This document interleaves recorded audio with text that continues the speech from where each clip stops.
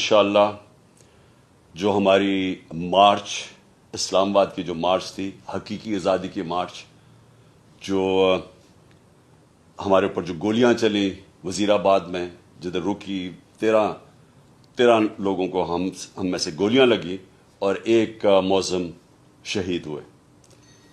कल इंशाअल्लाह उसी जगह से हमारी मार्च शुरू हो रही है और 4:30 बजे मैं अपने लोगों से, वजीराबाद के लोगों से खिताब करूंगा।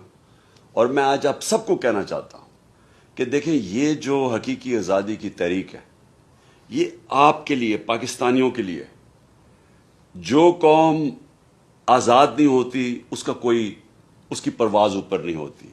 इंसाफ कौमों को आज़ाद करता है और ये इस वक्त पाकिस्तान बनने के बाद सबसे अहम इस मुल्क की हकीकी आज़ादी की तहरीक है। मैं चाहता हूं सब आप इसमें शिरकत करें।